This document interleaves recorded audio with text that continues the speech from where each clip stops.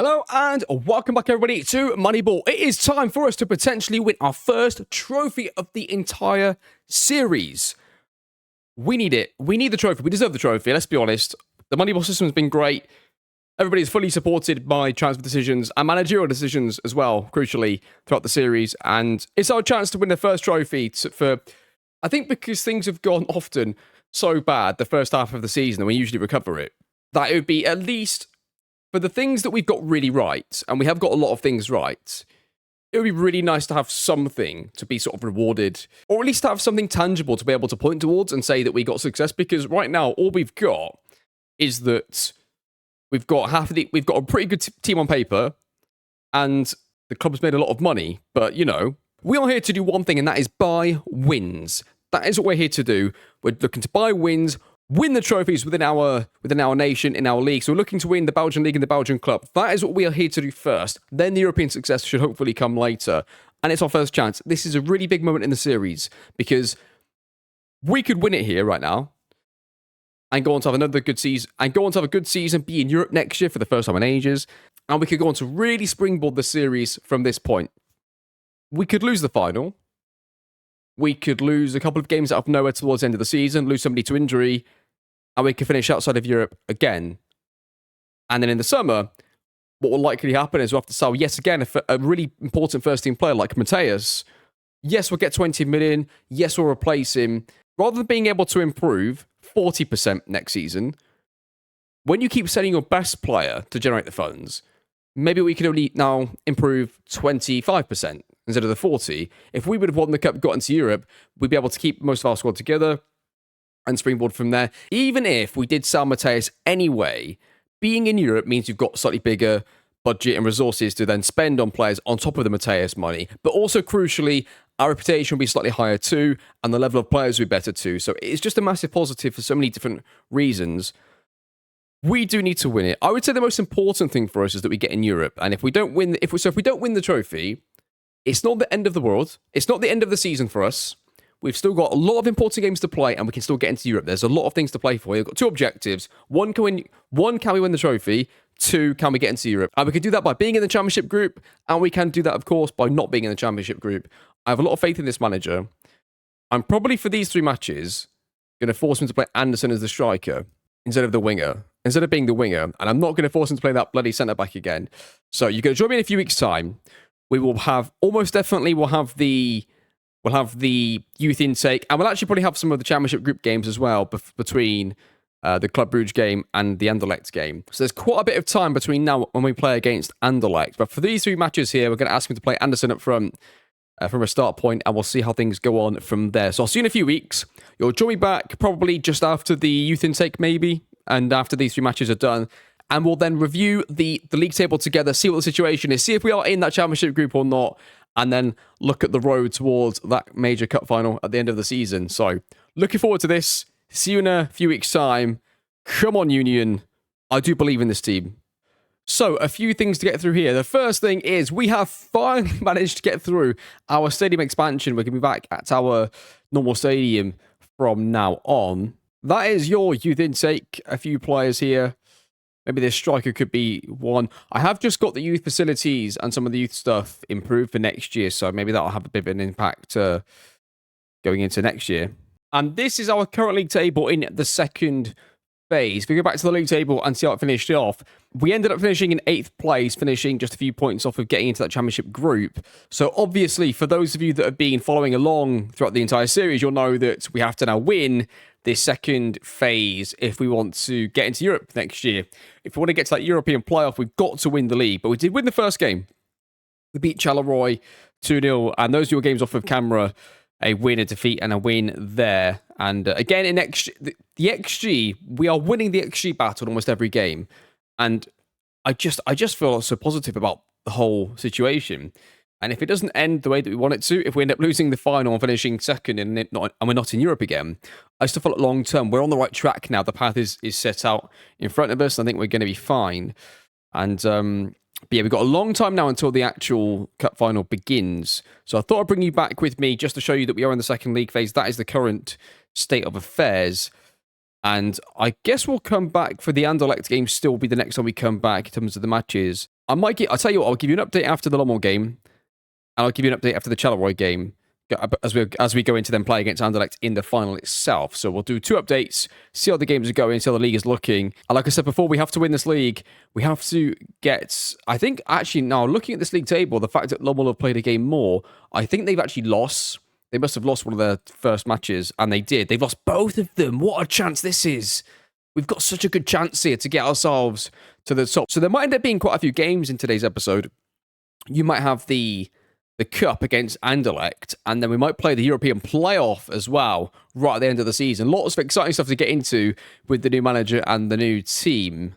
So let's get into this. I will see you in a few games' time. We'll come back for the game after Lommel SK and see how the boys have been doing.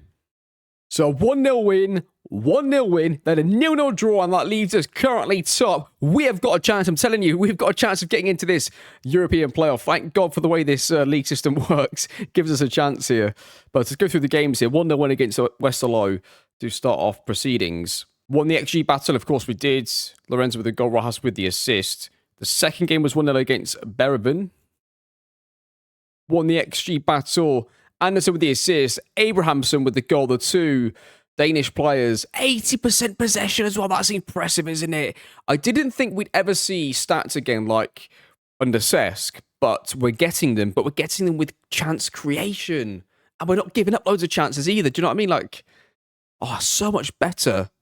It is so much better than Lommel SK 0-0 draw against the only other decent side in our division and our mini group now. But even so, away from home, 66% possession, 1.57 XG for us, 0.30 for them.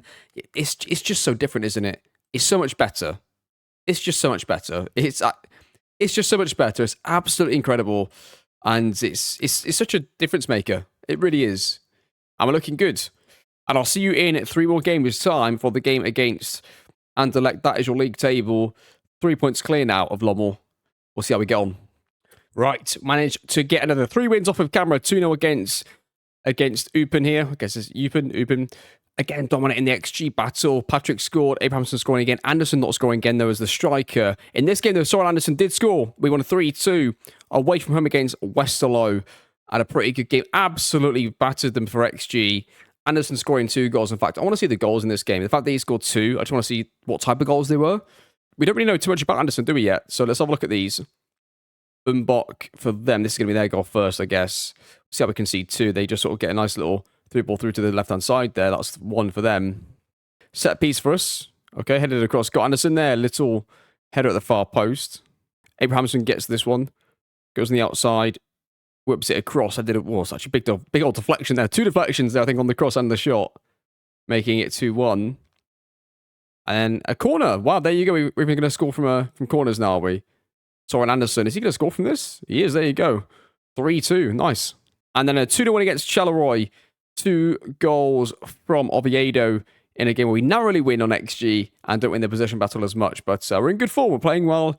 Obviously, we're not playing against the top sides anymore. But, you know, you can only beat what's put in front of you, you know? And we've been really good, I think, since he's become the manager.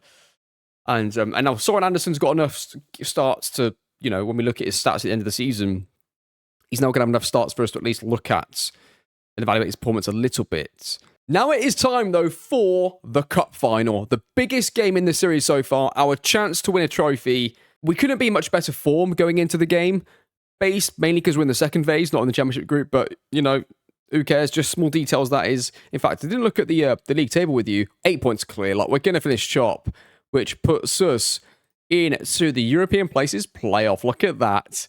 So, to be honest, though, I just realised, or it just sort of, you know, it became relevant just now. Obviously, if we win the cup, this doesn't matter, because whoever wins the cup goes into Europe anyway. So, all it means is we've got 2 chances of getting into Europe now. But winning the trophy, the important thing about winning the trophy is just the fact that we want to win a trophy, you know? Winning the trophy is the most important thing. The European football on the back of that is just a nice added bonus afterwards. But let's get to the game. It's a big one. Come on, Union. I was just looking before the game started, the cup final started, the last time the club won the trophy. 1914 was the last time Union won the cup. So this is a really big moment in the club's history for us to potentially win this.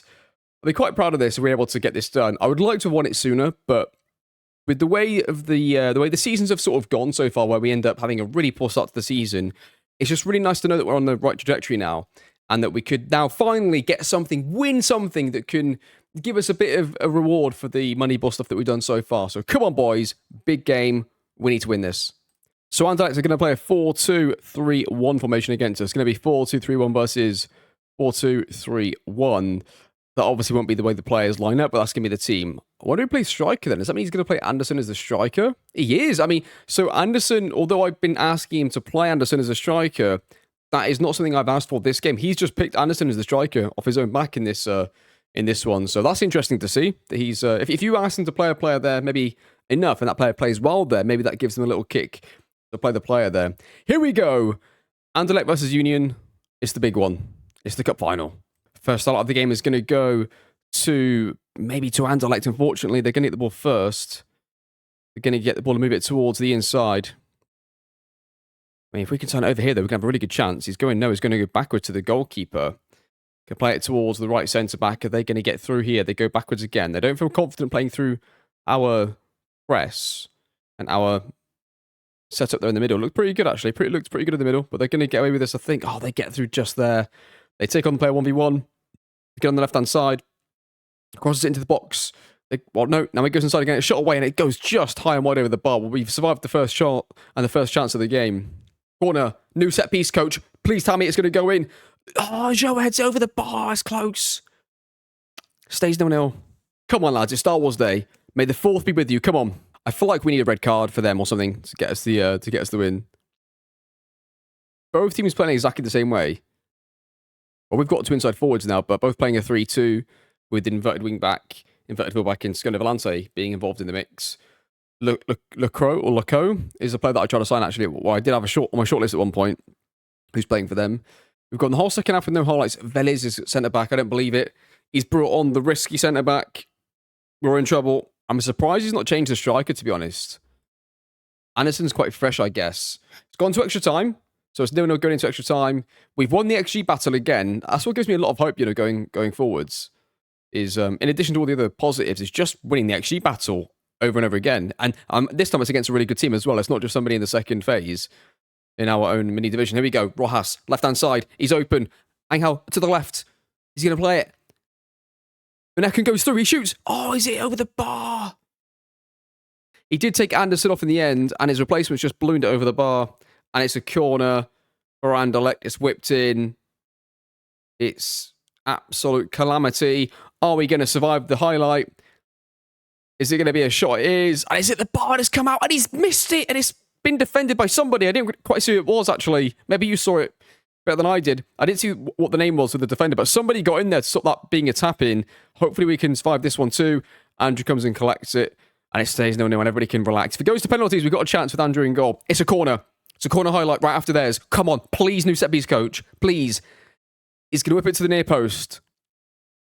That's what the set piece coach likes, if I remember rightly. He's a near post set piece coach. This one. It goes in, heads it. Oh, Vélez. Just put a bloody purple shirt on, why don't you, Vélez? Like, just the way that it's gone for us. Like, we might not be here for another 10 years. Like, we just love to lose the semi-final, second leg. It's penalties. I've got no control of the taker list. I've got absolutely zero control here. It's all down to the manager, coaching staff, and the players. Here we go. We'll quicken up a little bit, but obviously not too much. Haldasar goes first, and he scores 1-0 to Union. Penalty for them. Dolberg scores. Danny Lorenzo scores. What a penalty that was. Anderlecht's penalty scores. We need to save at least one of the next two. Oneken, what does he do? Who's he pointing to? I'll tell you what, he's giving it to somebody. He was pointing to somebody as he ran up to take it, and he scored. And Andrew saved it. Come on! Oh, Angel, this is absolute carnage. Angel scores. It's match point. It's back-to-back match points. If they miss, we win it. And if we score, we win it. Both takes it. Andrew saves it, and we've won the trophy. Come on! Are we going to see the trophy? If we are, come on, boys! There it is. We have done it. Union have won the cup in Belgium. We've finally done it. The managerial change, I'm sorry to say to everybody, was a masterstroke. For those of you that were big fans of the previous managers, this manager is on to big things. He's adapting to the Moneyball system. The Billy Beane has found somebody to bring out the Moneyball system to life. And here are the fruits of the labour. Here is the success. Union have won the Belgium Cup. Moneyball does work. We just needed to get the manager right, or the head coach right. Oh, that's brilliant. We finally did it. We finally did it there. That's brilliant. I'm actually shocked. Oh, we're back in Europe as well, aren't we? Oh, it's just so good. I cannot tell you how happy I am after that managerial change and how partially relieved I am, because it was getting to a stage where it was like, I don't know if any manager is going to be able to come on and do well with the way things were going. Every manager came in and was doing the same sort, getting the same results for different reasons as well, which was, well, not always. Chance creation was probably the worst thing for us, but doesn't matter. Vincenzo Italiano from Venice to Union across FM24. I started off with a save with Venice. We've ended with Union, and Vincenzo Italiano's done it. He's got the trophy for Union. Major trophy for us. Absolutely brilliant. And we beat a decent team in the final. It wasn't like we got a fluke team in the final that like are in the relegation group or something like that, and some really poor team got to the final and then we're able to beat them and get fortunate. We beat one of the legitimate best teams in the league, you know. We're at Anderlecht right now in the championship group. Top. We beat the best team in the league. This is what I mean. I know we're beating a lot of the second phase teams right now, but we just played Anderlecht at a neutral venue in a cup final, and neither team created much, and we beat them on penalties. I think there's a lot to come from this team. I'm really, really genuinely excited about Vincenzo Italiano and the team that's going to come from the Moneyball system. We're in a really good place, and yet again this season, just in the January transfer window, we sold our best striker, the only one that scored for us so far, by a mile, gone. Our best winger, the most consistent and productive winger, gone. And since then, we've gained way more points, and now we've won a trophy. And if you look at this, at the end of the summer transfer window, we also sold one of our best number 10 players. So it's been a really weird season, really, where we've sold our first choice goalkeeper, we've sold our best winger in Hidalgo, we've just sold so many top level players, and then after the managerial change going into the new calendar year, we've completely improved, haven't we? We're so much of a better side. We're just so much better. It's all going so much better now, and we're getting. And I tell you what it is, right? If I felt like that I was making lots of mistakes and the Moneyball system was letting us down or we just weren't doing well, I really felt like we were making logical, correct decisions all the way through. But not only were we not... It's not like we were getting close and just falling short. We were almost feeling like we were going sideways and backwards at times on the pitch. But on the face of it, it looked like we were getting better. It just took a few little tweaks, a few little things to get us going, and now we're there. And I'm so pleased we bloody won that game with both Abrahamson and Anderson in the same team. The fact he selected Anderson as the striker is just brilliant. I'm so happy about that. Wasn't enforced by me at all. That was completely his own decision.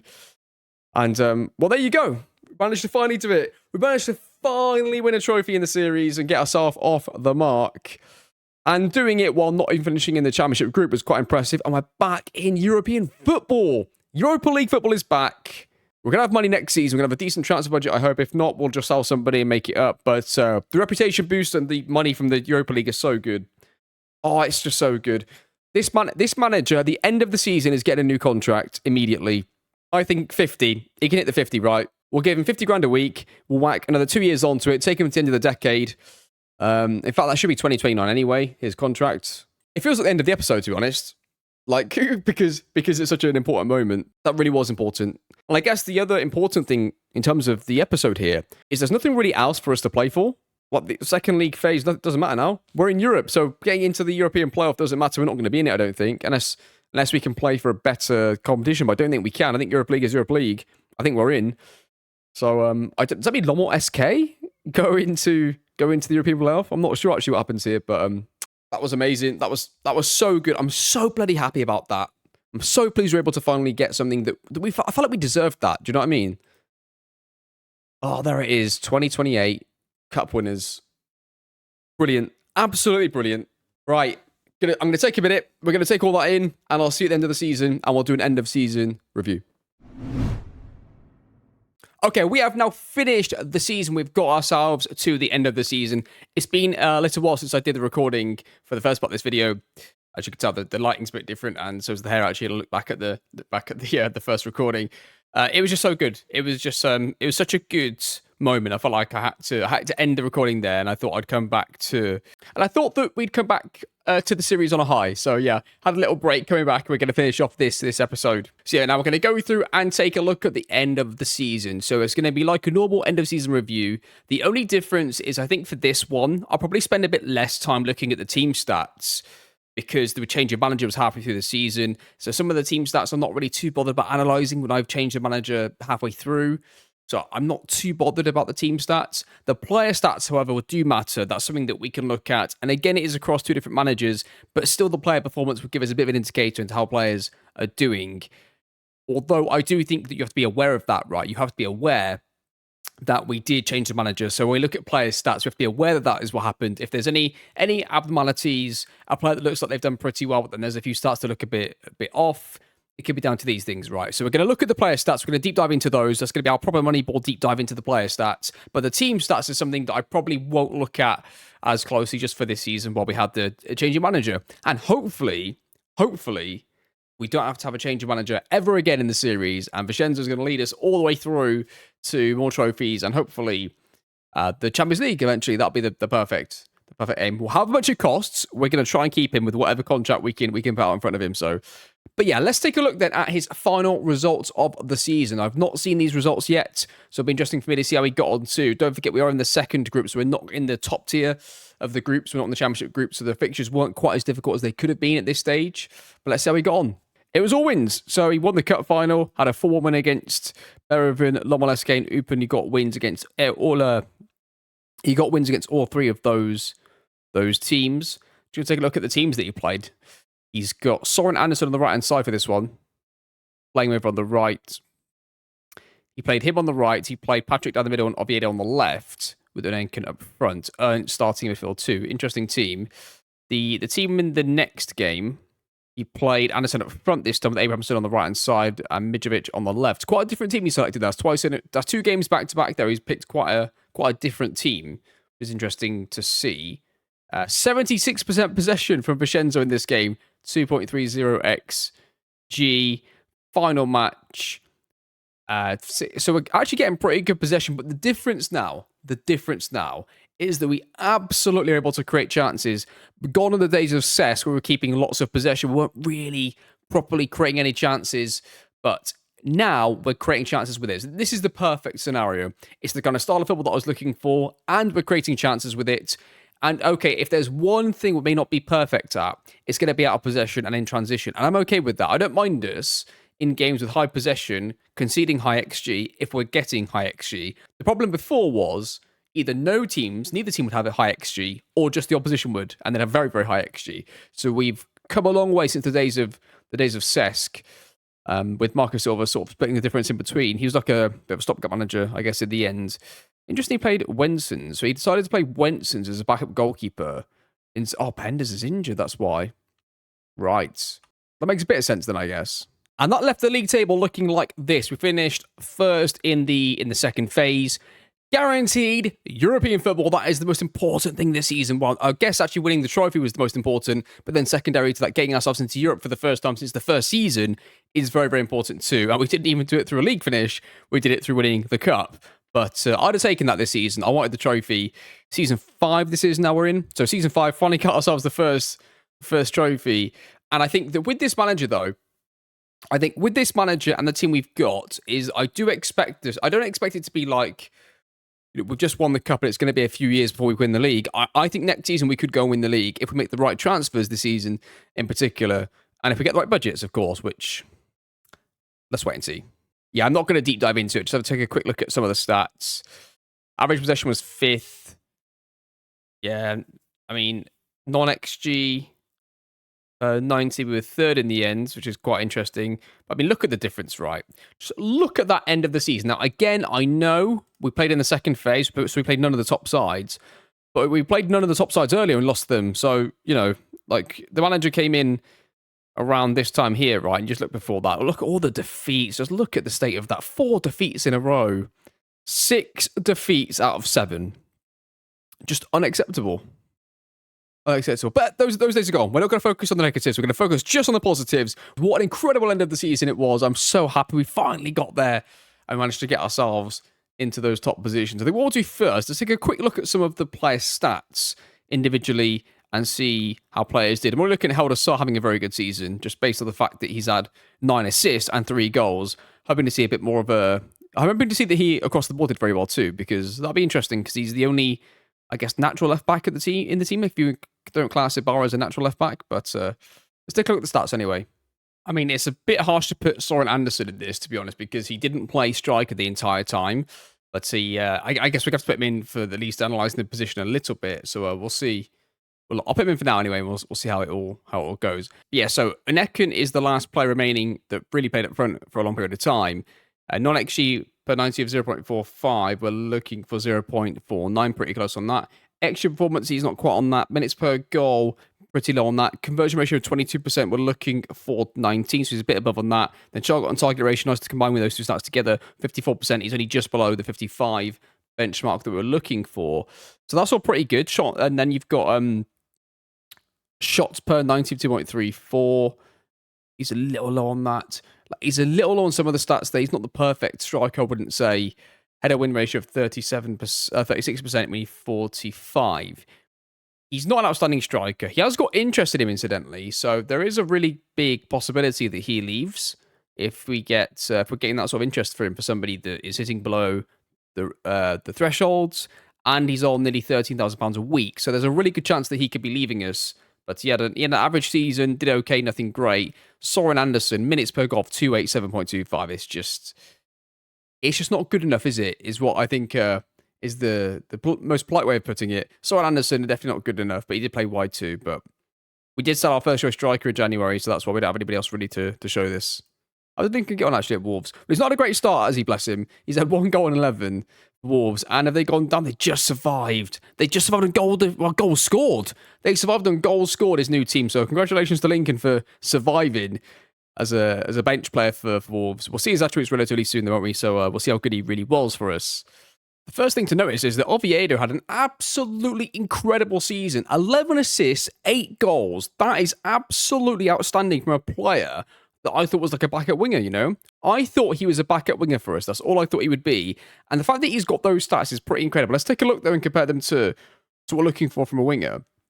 Dribbles per 90. That's the wrong view for a start, though. Yeah, look at some of these stats here. So, dribbles per 90, 3.93. We're looking for 4.14, so it's really, really close to what we're looking for. Cross completion is slightly lower on 11%, not too bothered about that. Sprints per 90, he's got 16.62 sprints per 90. We're only looking for 14. Open play key passes per 90, 1.32. We're looking for 1.5, slightly below on that. Chances created per 90. This was something that we spoke about for players, mainly in the number 10 position, but wide players as well. Chances created per 90, he has 0.76. We're looking for 0.48. Like, that's it. That's exactly what we're looking for. The fact that he got those level of stats, being essentially starting level winger towards the second part of the season, is absolutely incredible. He's doing the things we want him to do, and my gets on base stat for a winger is conversion ratio. He's got 20%, we're looking for 13. Like, I mean, I don't know what to say other than he's an elite level winger right now in terms of performances. And because I'd only get 1.2 million-ish for him, I'm not interested in selling him. However, there is a problem to this. He has indicated to me that he does not want to sign a new contract. And the other issue is it expires in 1 year time. So, as much as I don't want to sell him, and I sure as hell don't want to sell him for this pitiful amount of money, he's going to have to go, because I'm not going to let him go on a free. We don't want to lose a player on a free transfer. So we're going to sell a player that I'm really, really high on. I do think he's a really good player for us. Statistically, I have no idea what his attributes are going to be. All I know is that he gets the stats that we need from a winger right now, and he'd been perfect to have kept at the club, but it's unlikely it's going to happen. I'm going to try and delay selling him, because I know I'm not going to get too much different from this anyway, whether it's now or in August. And I'm hoping between now and August that maybe he just changes his mind a little bit and we're able to get him to sign a new contract. But right this second, isn't likely to happen. He wants to go to a bigger club, apparently. What are we doing here? We are the Belgian Cup winners, Oviedo, of 2028. And we're going to be the Belgian League winners relatively soon too, I hope. What are you doing? Where does he want to go? He wants to leave Belgium. I don't understand. Gutted. Then take a look at our 3 other players behind Oviedo here.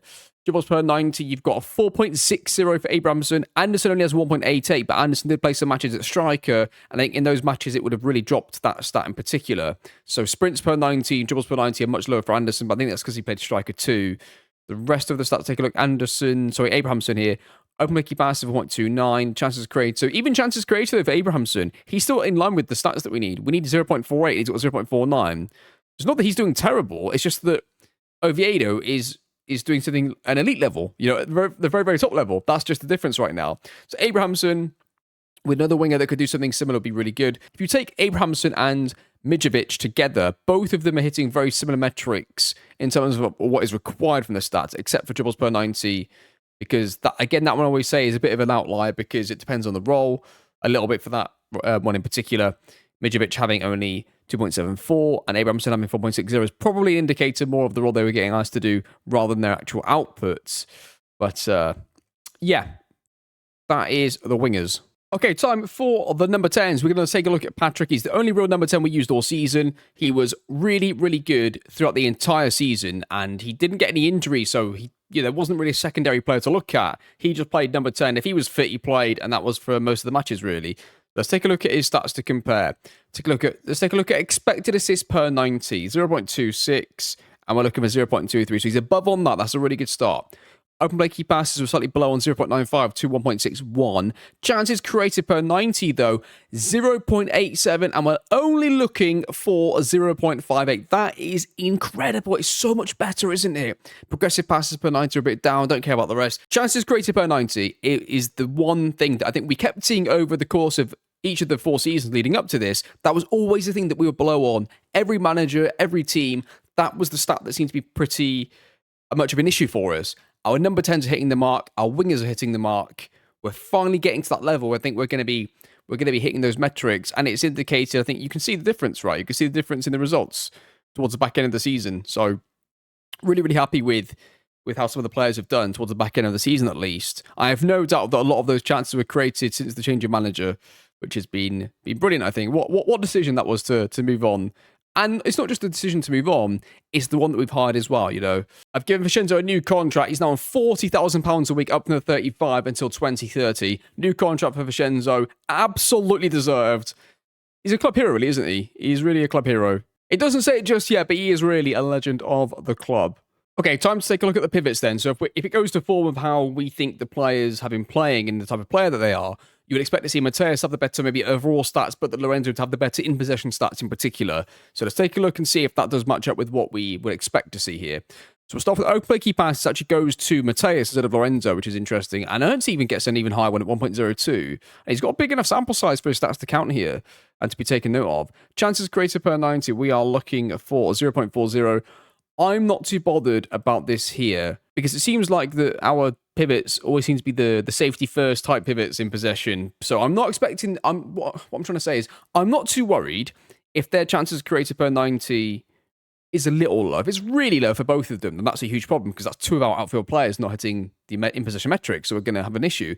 But as long as one of them's close, I'm happy. So chances created per 90, we've got one of them on 0.30. Which, I mean, even so, is still a 0.10 below. And Lorenzo's even lower. It's a bit disappointing seeing Lorenzo there for the first 2. Even progressive passes per 90 here. We're seeing Mateus get above that too. And then passes completed per 90. So Mateus looks like, on the face of it, that he's the far more creative player.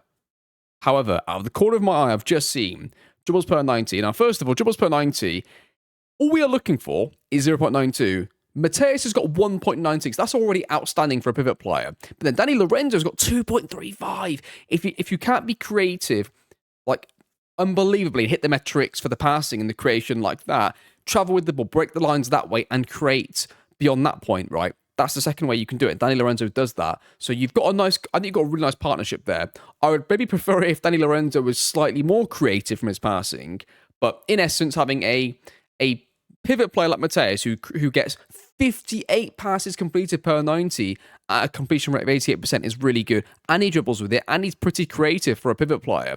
If Lorenzo next year can just go up that extra little level, with his passing creation. He's got some interest in him. If I was to see a couple of pivot players that look really good, I potentially would take the risk on letting him go, just because, let's put it this way, if we can tell they are a dribbling type midfield player, so they'll hit a similar metric for the dribbles per 90, but they're far more creative, maybe we'll take the risk on letting Lorenzo go.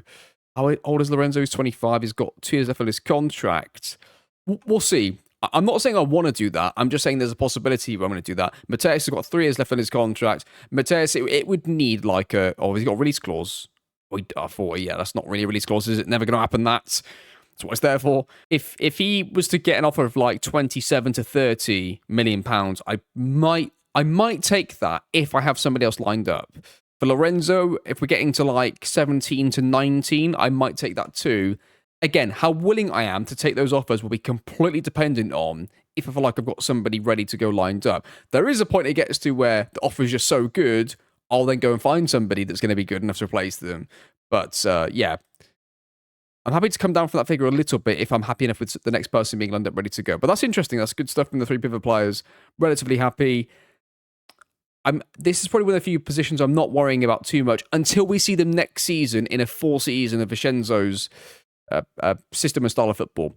If Danny Lorenzo plays next season and he gets a similar passing set of metrics, but his dribbles per 90 are even lower, that would indicate to me that we probably could let him go. However, just saying that, take a look at the out of possession aspect of this. 85% tackle win ratio, right? Tackles per 90 of 1.70. We're looking for 2.0. He's a bit lower on that. Like, for the more creative dribbling type midfield player, you would then expect Lorenzo to be the one that drops a bit on his possession output, but it's not the case. If anything, it's Mateus. So, but it's a bit weird. I think between the two of them, they about hit par. They about hit the average, don't they? They're about hitting the average of the stats that we need, but just not necessarily in the direction you would expect. But good partnership, good players. Okay, so Rojas and Haldasar, the only 2 fullbacks that really played fullback the entire season. You've got a couple of players like Ibarra who played a lot of games at centre-back from the AI managers, so it's really hard to look at their stats properly for wing-back. So I'm going to look at just these 2 for now, because they both did play fullback most of the season. Looking at Rojas had 42 starts. I mean, he was there just ever-present for the entire season. So let's take a look. Dribbles per 90, we need 2.06. They're both a bit lower on that. Cross-completion, a bit lower on that. Sprints per 90, Haldasar is hitting pretty high above that. Open play key passes per 90. We've got Haldasar above, Rojas slightly below. Chances created per 90. Both of them are above, but Haldasar's almost only. He's over double. Haldasar's hitting some really impressive metrics here as the first choice left back. Progressive passes per 90, which is my gets on base a little bit for fullbacks. Both of them are a bit below on that. And again, I'm putting this in the same context as the pivot positions. The pivots and the fullbacks, I want to see their stats again with the whole season of Vincenzo. I know you could say that about every position, but those positions in particular I do. And I was thinking this before I actually even looked at the stats, but it's ironic that those are the 2 positions where you would say that, at least individually, they're hitting below the threshold of fullbacks and pivots, whereas the attacking players have actually done pretty well when you look at the stats at the end of the season, even the creation from the wingers and the 10. So interesting. Let's take a look at our possession, though, before we close this off. Both players are above tackle win ratio, threshold. Tackles per 90, we are above with both. Interceptions per 90, we are above and 1 below on the other. But overall possessions 1 per 90, we're above with Haldasar and lower with Rojas. So the right back is more essential than the left back for recruiting in the summer. However, I suppose Haldasar's the only... Oh, no, I guess you've got Ibarra, haven't you, there? You've got Ibarra doing the business at left back and when he's needed. So let's take a quick look then at centre-backs. Okay, so centre-backs then. Joa hit a tackle win ratio of 81%, being the one centre-back that played the most games and was a centre-back in every match. Ibarra played, I think, 10 games at left-back, and the rest were at centre-back, so he had 33 starts at centre-back. So we'll take Joa off the bat here. He needs 77, he's got 81, and Ibarra actually hit that too. I felt like that Vélez was an absolute liability, by the way. He was my least favourite player in the entire team. I felt like every time he played, in fact, there's a stat for that. It is technically true, yeah. Team conceded per 90. We did concede more goals when he was on the pitch compared to everybody else at centre-back. I just wanted to quickly see that's this stat here. Team conceded per 90. Of course, that stat is could be very misleading because it depends on the teams they were playing against versus everybody else. Like, if you play against the top 3 teams in the league, you might be on the pitch when your team concedes 7 goals. And it might look really, really bad, 7 goals in 3 matches, whereas somebody else could play 10 and concede only maybe 3, but they played the bottom sides, So it's one of those generic stats that you've got to be careful when you look at it. It's nice to look up. You have to be careful when you take a stat like that into consideration. We're looking at here. We're going to look at key tackles per 90. 0.41 for my best defender. Ibarra's slightly lower, but he played left back quite a bit. But if you compare Vélez, I highlight these two here. We're really comparing Ulloa to Vélez because I felt like Ulloa was an absolutely outstanding player for us, and I felt like the Vélez was the worst. And they're both centre backs. They played centre backs. So we're really comparing those two stats, comparing that to the Moneyball number at the bottom. And that was my gut feeling before I looked at any of this. And so far, it's standing up. I think everything so far. I guess tackles per 90 technically goes towards Vélez, but key tackles don't. Interceptions do, but then blocks don't. Goal mistakes leading directly to a goal. Vélez has got 2 in 14 matches. That's pretty bad. And possessions 1 per 90 is much lower on that. Key passes, don't really care about that as much. Progressive passes a little bit, so he's okay in possession. Right, okay, but he's also terrible in the air. So for me, Vélez is the absolute worst defender out of all of them. I really didn't like him. And if I was to sell him, what would we be looking at? Oh my goodness me, it's going to be a loss on this. 2.1 million, he is worth not anymore for Vélez. So he's going to be gone for a technical, well not technical, an outright loss, unfortunately. Unless we can loan him out, maybe he's got a 2-year contract. We could loan him out, hope that he does really well and gets his valuation up that we can get our money back next season. And while in the meantime, we get him off the wage bill, we get some money, monthly money in, following him out. That could be the case there, but yeah. Not impressed with Vélez over here. We do have Jose Salcedo out on loan, who could be a good backup right back for us next season. We have Sondre Langas, who's going to be somebody that we'll try and sell this year, who was out on loan this year too. I mean, Danny Lorenzo's got some serious interest in him. We'll see how much we can get for Danny Lorenzo. Danny Lorenzo and Nkenken, we're going to definitely see if we can get some offers for them. The annual minus 2.99 million transfer budget is in again. There you are. So another summer of selling to get some money in to buy players by the looks of it. And it's going to be led by Danny Lorenzo. If that's going to be the budget, we're going to have to, cash in on some players here, unfortunately. Well, we've got some new followers on social media. That's good to see on the old X. We've got some more followers there. End of season review. The signing of the season was Andrew for £2 million. I think that's pretty much, I think that's a pretty safe bet because that's a really small chance for a first-choice goalkeeper who did do very, very well for us, which was really good. Patrick they gave an F to for £8 million. I'm not really sure about that. Joe got 8.5 million. He was really good. Rojas was 3 million. He was really good. Rune was a really cheap player to bring in. Fabian Angel, he did a really great job, I thought, whenever he came in.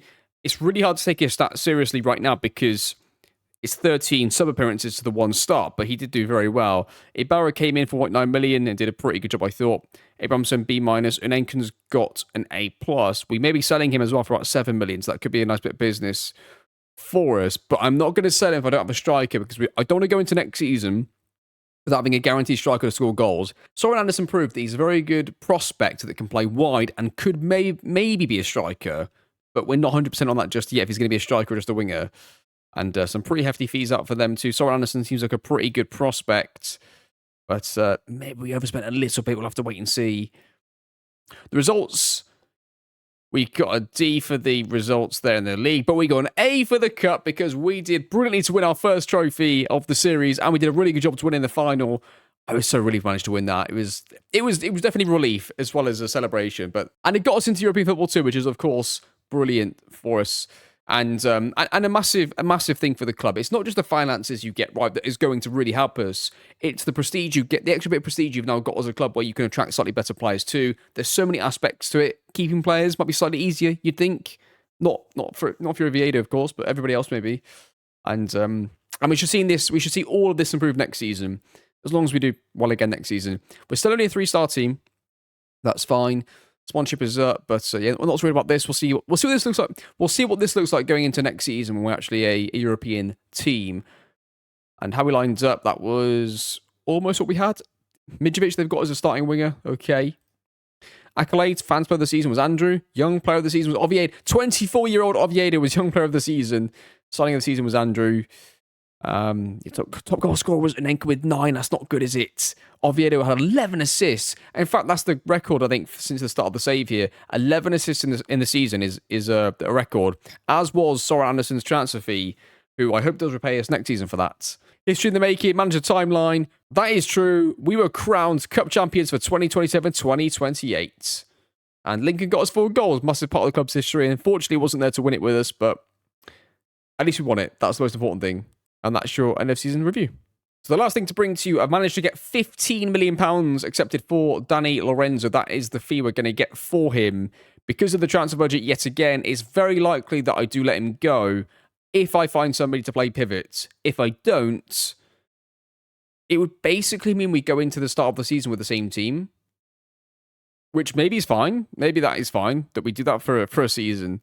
I like to take risks in these kind of saves. So if there is a pivot player that I like, I will probably just roll the dice. Because if we sell Danny Lorenzo, I could replace him with 3 first-team players, I think. Maybe 2. 2 really good ones, for sure.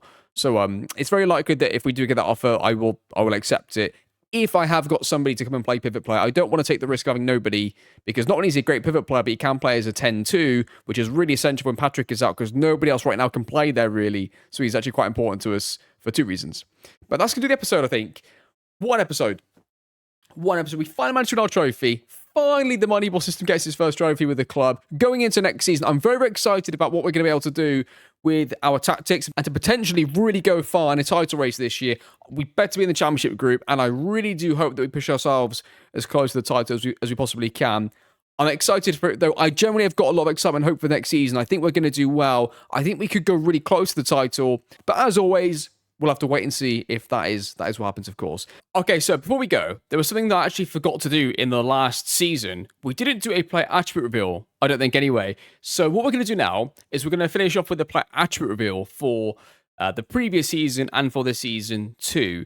What I think I'm going to do is I'm not going to show you players from this January. So I guess these players here, the players that we've let go in this calendar year, I think we won't show those players, but we'll show everybody else. I think that is the best way to do it. So then every player that you see, you're seeing them only 12 months after they left, or 18 is a maximum, and then that's it, right? But nobody for 6. Nobody for like half a season. I think that's the best way to do it. So we're going to be doing... So I think last time we got all the way up to Campos, right? So we'd never got to see... I don't think we got to see anybody really past these 2 players here, past Campos. So we're going to see the entire 2026 to 2027 transfer window, and then this season too, up to January. I'll do that for this season. For next season onwards, I can just do it for that season too. So for example, if we were going to do just this season, and it was next year, I could show you the January transfers too. Hopefully that makes a bit of sense. So I'm not going to do those this time round. But if for the next time you think that I'll just do everybody for that season, whether it was in the summer or January, I can do that. But for now, I'm going to do everybody on this list here, and everybody on this list that left us anyway in the summer. That's what I'm going to do. So let's get on with it then. Let's do our player attribute reveal for 2026 to 2027. Okay, so I'm not actually sure if I showed you Diego Collado already, but in case I did, I'm going to show him to you right now. So Diego Collado, he signed him for a free transfer and sold him for £4.9 million. So let's see how good Diego Collado was. And he's not too bad. He's not quick. We didn't think he was going to be too quick, though, did we? If I get myself out of the way here. Yeah, I mean, I'd be surprised if he went for that much money to his new club. But there you go, Diego Collado. So Mariano was a player that we signed for 950 grand, and then we sold him for just 76. Made a bit of a mistake for like on him. How good was he? And yeah, not the best spread of attributes, maybe. I thought he was quicker than that, to be honest, when we signed him. But apparently he wasn't. Yeah, I don't know what to say, really. Not as quick as I thought. So Brian Cabellos, he was the defender we sold for £10 million, don't forget. We only signed him for something small. So we signed him for £700,000 and sold him for £10 million. And then he got relegated in his first season with Dusseldorf. Not a great signing maybe for them. I don't know what other business they did in that transfer window. Let's take a look at Cabellos' attributes. And I think I can safely say that was a brilliant bit of business from us. Good defender. Not sure about £10 million, but a really good defender, but nothing maybe beyond that. Definitely a good deal for 900 grand, and then definitely a good deal to sell him for, 700 grand, sorry, to sell him then for 10. Really good bit of business for us, that was. Nayal did really good for us. We signed him for like 900 grand, didn't we? Something like 900 grand we signed him for. Sold him 4.6 to Sevilla. And yeah, an inverted wing back is the kind of profile of player I was expecting to see, and that's exactly what he is. We signed him for 1.5, sold him 4.6. We made a 100 grand profit on him, but he was a good player for the season. He's with us. And yeah, I mean, nothing else to really say there. Aranda, good centre-back, wasn't great. How good was he? Okay, good in the air. Not much beyond that, but he was a good defender in the air. We signed him for 1.3, signed him for 4.4. Another really good deal for us. They've sold him on already of Sevilla for just 1.9. That shows you probably the good deal that we managed to get for him. I'm not sure we got a good deal. I think purchasing him was still probably a bit high in terms of attributes, but definitely the amount we got for him when we sold him, though, was a really, really good bit of business. So, yeah, we'll take that. Farioli, probably the one of the early best players in the team, you would think. Anyway, by the way that the coaches rated him, the performances that he gave, you'd expect him to be pretty good. But how good was he? Yeah, I mean, he's really good, I think. Really good player. He's now 30. He was 28, 29 when we sold him. So I think he's a really good player. Was probably a very top-level player for the squad that we had at the time. And definitely a number 10 profile of player. Yeah, he's good, isn't he? He's actually quite good. We signed him for 2 million, sold him for 5. Barry was one of those early sort of like players that tried to take us that. He tried to take us that next level, didn't he? He did try, but we just couldn't quite get there with the rest of the team that we had. But yeah, good player. So Duarte was a winger, and I expect him to have a bit of pace, and maybe not too much else. But let's take a look. No pace at all. There you go. Quite interesting that was. He was definitely an out-and-out winger, not a 10. We did make a profit on him somehow. We signed him for 1.5, sold him for 2.8. Not quite as crazy as Farioli, more of a wide player. He didn't seem that slow in the matches that we saw, and in the way that he was portrayed by the coaching staff. So that's interesting. Matthias Polvera, a 6'3" striker. I'm expecting to see little agility, maybe not too much acceleration, but a bit of pace and some good finishing. What do we get? Pretty much that. He's more agile than I thought he would be. With a 15 agility, that's pretty impressive agility. 6'3". 13 finishing, a pretty good striker. Definitely worth £2 million, and then definitely worth selling for £4 million.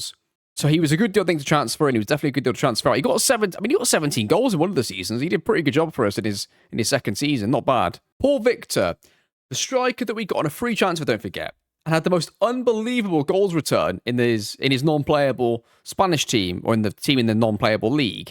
So Paul Victor, what did you get for us? He's not bad, you know. Like a free transfer for the Girona B team in the non-playable league. He scored 26 goals in 34 appearances. He's actually quite good.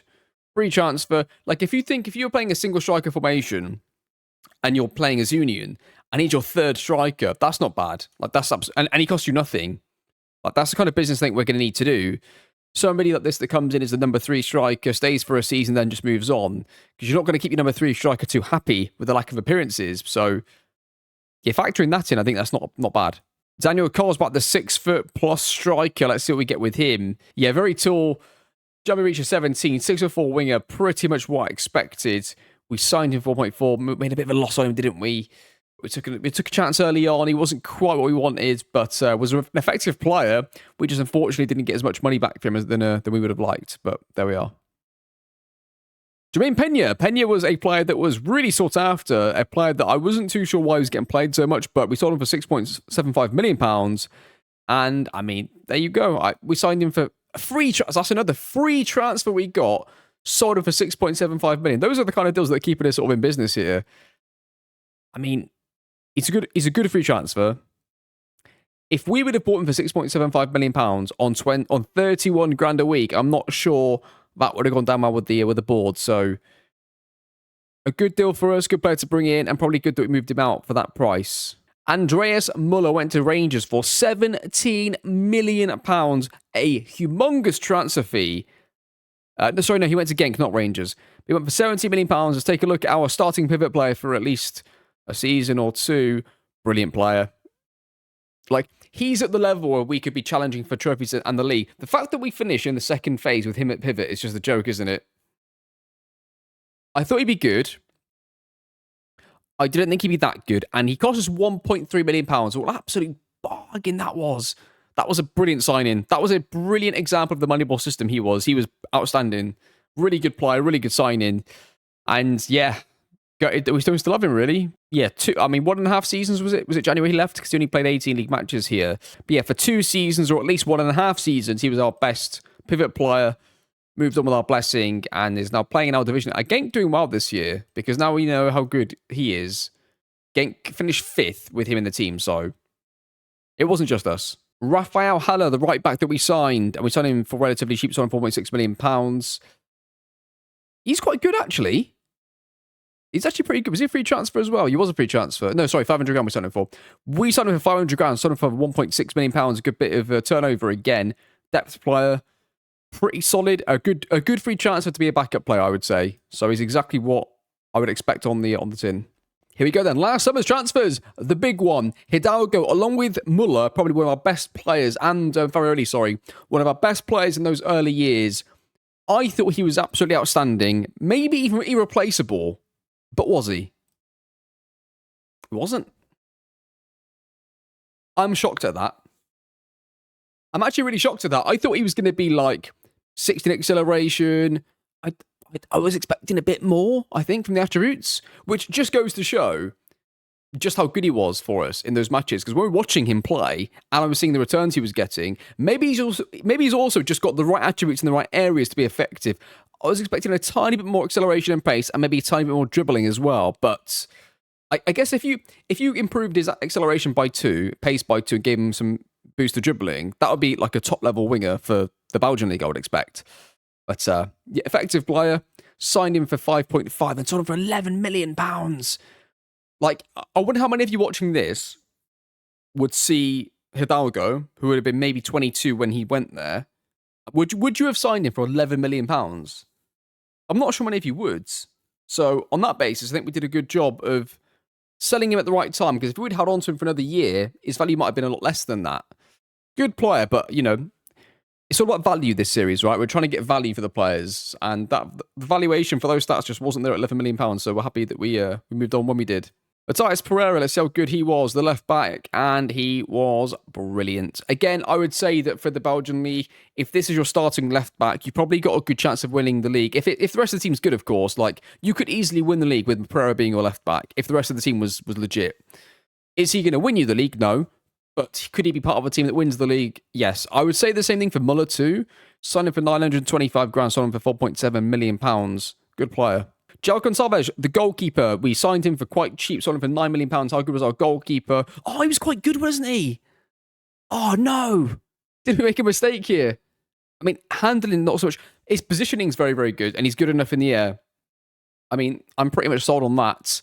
Signed him for £1.4 million. He was a good goalkeeper for a few years, and then sold for £9 million to Nuremberg, who may have gone down because of the interest that's in him. They did go down. Has he got a release clause? Obviously, we can't sign him now. I'm just interested. 7.25 million he could go for. Yeah, that was pretty good. Daniel Gonzalez, the centre-back. He's more of a ball-playing defender, I guess, with more of a first touch and passing than some of the others. How much should we sign him for again? £1.7 million, sold for 7. Again, I'm thinking that we're selling players at the right time for a very good price. I think that's consistent across the board right now, wouldn't you say? I think for all these, I think so, based on some of this. No, it was the free transfer youngster that we signed, number 10. Yeah, I mean, he was never going to be the starter, was he? Good depth player. That was all he's ever going to really be. Next up is Umbiyamba. Umbiyamba was the centre-back that we brought in that I thought was going to be our starting level centre-back for many years to come and would be our title-winning centre-back with us. How good was he? He was decent. He probably wasn't the level I was thinking he might be when we looked at everything, really. Signed for 2.2, sold for 3.5. Good player. A good player. Maybe not great. Maybe not quite the level I was expecting, but a really good player nonetheless. Miliano Jonathans, who I spent a lot of money on, and I think this is a mistake based on the fact that we couldn't get anything for him in the end. Well, eventually we got £3 million for him, but that was all we could get. Yeah, I mean, like... All right, that's a miss. I'll give you that one. I know the comment section is going to be furious with this. It's a miss. I'll give you that. How much did I spend on him? 4.8. Okay, so we got most of it back. To be honest, I didn't think we got that much back for him. So I'm quite pleased we got that much money back. But one of the biggest misses, I think, in terms of like transfer money spent on a player and them not really living up to it. But you live and learn. The fact that somebody said he was quick, I'm not quite sure what's happened here. But there we are. And the last player we're going to look at is Filip Krastev, our number 10. He was a really good player, but we could not turn down £14.5 million. How good was Krastev? Oh, he was elite, wasn't he? No. Oh, that's another one. Goalkeeper, pivot in Muller, and now Krastev. You've got the crux of a team that could win the cup and the league. It does make me wonder how on earth those managers were able to do so badly. If he's your number 10, what are we doing here? He'd be a good number 10 in some of the very top divisions in the world of football. I don't quite understand how he did so bad. Krastev's quality. We had him for 1.5 seasons. He played the entire season here. He got injured, didn't he, a little bit in the second one and was out the team. But, you know, we doubled our money. We can't complain too much, can we? Like we doubled our money, and we've got a pretty good player, we think, in Patrick. So I'm not going to click on Patrick because I'll show his attributes, but we've got a good player, we think, in a replacement for him. But yeah, anyway, that is your attribute reveal. So the next time we do this will be at the end of next season, and we'll do January transfers that we're just seeing down here from Lincoln downwards. We'll do all of those, plus every transfer that we've done in this summer. Well, these players out, of course, we'll look at those too. But that is going to do the end of the episode. Thank you so much for all the support on the series so far. As long as people are watching the series and they're enjoying it, I'm going to keep putting the videos out. This is going to be my last series for the FM24 cycle. So thank you very much for watching. Hope you're enjoying the series, and I'll see you, of course, next time.